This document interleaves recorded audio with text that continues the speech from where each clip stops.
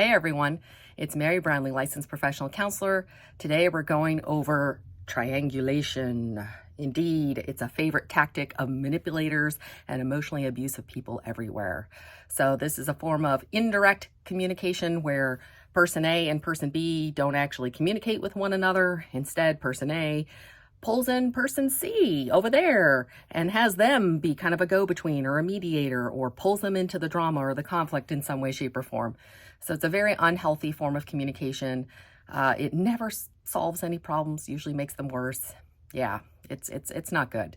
So without further ado, let's dive in and explore how to identify this, the harms of this type of communication, and ways to protect ourselves as well if this is a common communication tactic in our disordered families or amongst people that we know.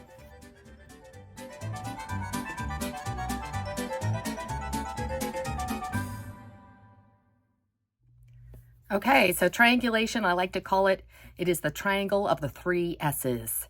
So indeed, person A, as I mentioned just prior, is pulling in not person B, who they actually have a problem with. They're pulling in person C over here. And that's done for like solidarity, sympathy, and support. So usually person A, it's a form of passive aggressive communication, right? They're not just willing to go directly to person B and say, hey, let's talk about what's going on between us.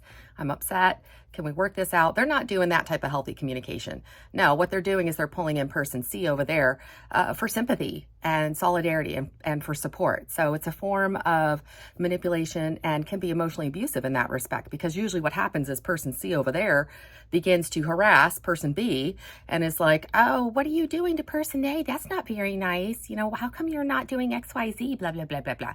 So it can also be another form of like where, you know, we call it flying monkey. So in the narcissistic abuse type of forums and support websites, for example, it's commonly known that flying monkey, so a third party, not the narcissist, the third party, will essentially do the narcissist's dirty work by going to the actual victim and harassing them in some way, shape, or form, or shaming them or guilting them or whatever it is.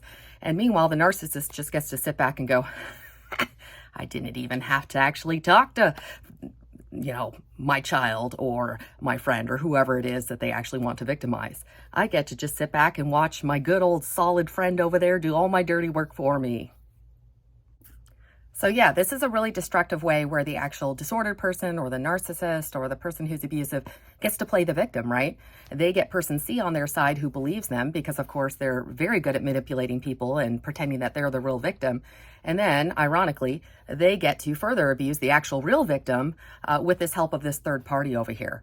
So it's a very destructive form of abuse and communication. And when it's done like that, it's actually done with intent to harm and control and shame and essentially make the victim toe the line.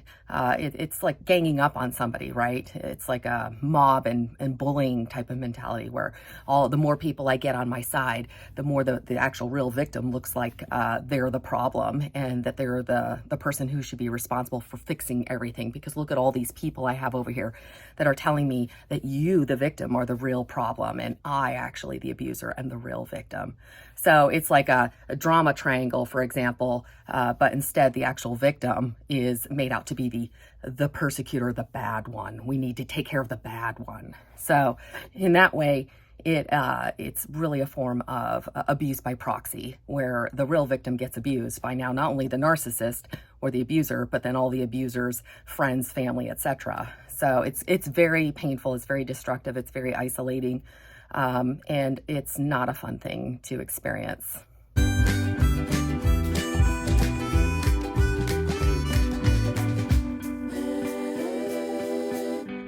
So a less dangerous form of triangulation that is not necessarily done for abusive means, but is still nonetheless an unhealthy form of communication.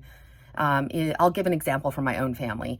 So in my own family, my mother, I like to describe her as kind of like the hub of a wheel with all the spokes of the wheel going out like this, right? So she was the center of all the not conflict, my apologies.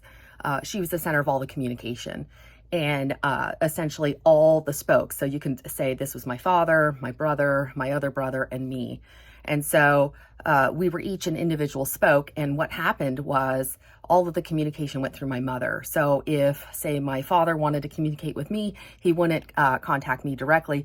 He would communicate through my mother, who would then call me or come over and talk to me. And she would communicate whatever was going on in my father's life, and vice versa. Like, my father never asked me about my life. He never communicated directly one-on-one with me. He really wasn't interested in me or my life. I talked about that in my other video on emotional neglect. I shared my story. But yeah, he was not really interested in me as a human being. So there was never really any direct communication between him and me. In fact, it was just my mother. My mother was the one that all the communication between my father and myself went through. It went through her. So she wasn't doing it in a malicious way. For example, she wasn't doing it to control me. It was because my father did not want to relate to me or communicate with me. So he chose my mother to be the go-between, for example, instead of just talking to me directly. So as you can imagine, that is not going to build a relationship. You're not going to be able to connect to the other person on a human and authentic level. All it does is increases the chance for misunderstandings and distance and not feeling close to one another. So it's really not a good form of communication. And the same thing with my brothers. And it really, I think, contributed heavily to why my siblings and I never really had a very close one-on-one relationship, because again, all communication was through my mother. So like my siblings, even as adults, we really rarely, if ever, spoke one-on-one with one another. It was always done through my mother, which, of course, now being out of the family of origin and being a therapist and having space and time for my family is really bizarre.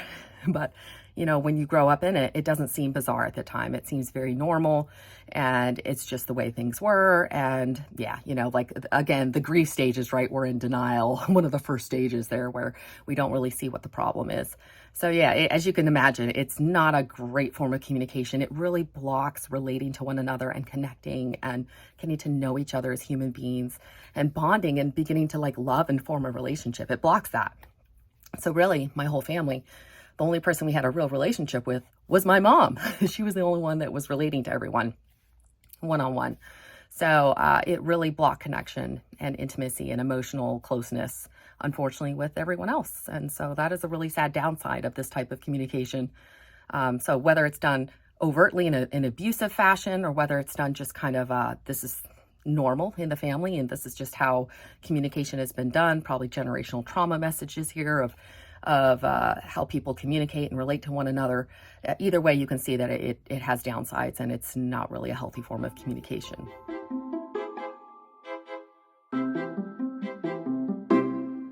So why do disordered people triangulate? All right, so the reason why triangulation happens is somebody who's highly disordered, whether they have more of a mental health issue, or whether they're an abuser, for example, they're doing it oftentimes to manipulate and control a specific situation. So, when they're the person who's directing the form of communication, they get to kind of sit back and watch the cards fall into place as you will. It's almost like a chess on a chessboard, right? They kind of get to move the pieces however they want. It also distracts from the real issue. They get to maintain their superiority and how right they are. And kind of the first example that I showed, where the real abuser gets to get those flying monkeys on their behalf to kind of go shame and criticize and blame and harass the victim. It's their way of oh, look, I have so many people on my side.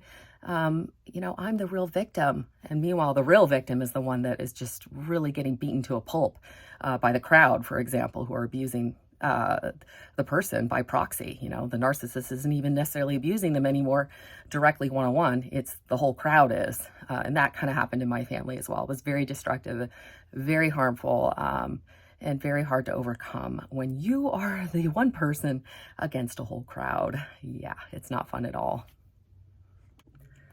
Another less harmful reason that people might triangulate is they have problems with conflict.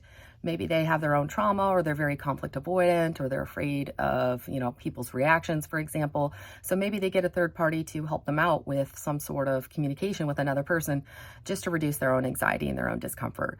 So not necessarily the most helpful way to try to solve a problem, but not necessarily like their intentions are bad and they're trying to be, a true abuser, for example. They're just lacking skills and self-confidence to be able to communicate in a direct way. So that can be another reason.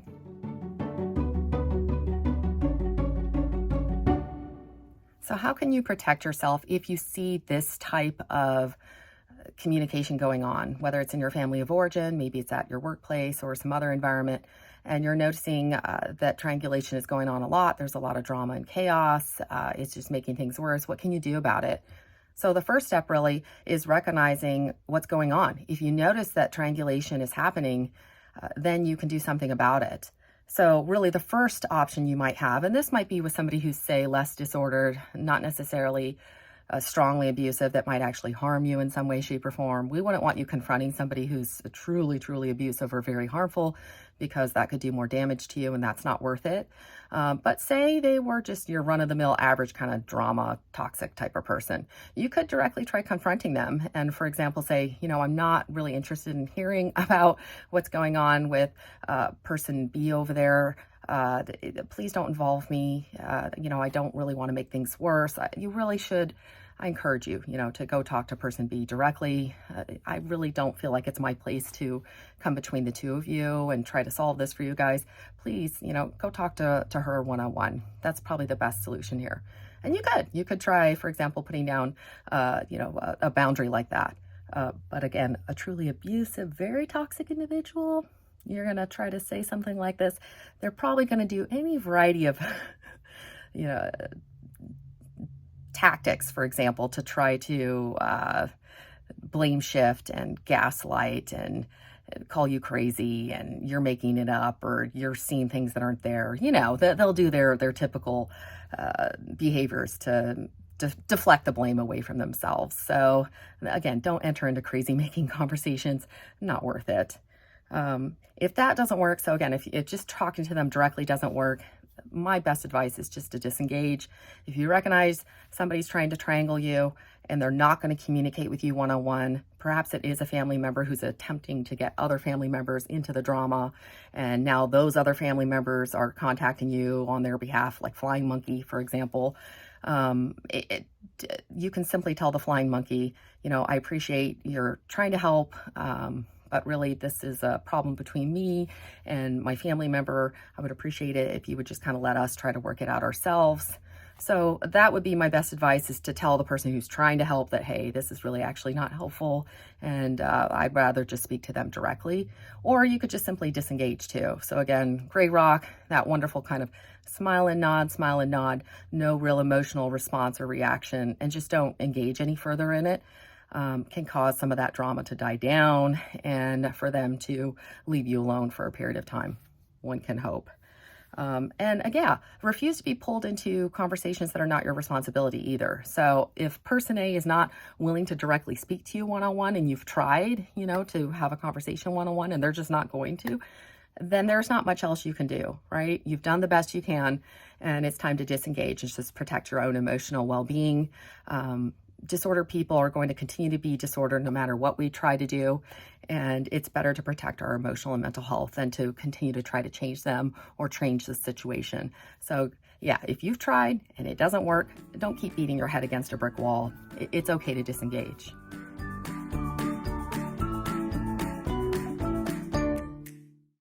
So what has your experience been with triangulation? Have you had some really unfortunate and not so fun experiences of your own? Feel free to put them down in the comments. I always love to hear more from any of my followers.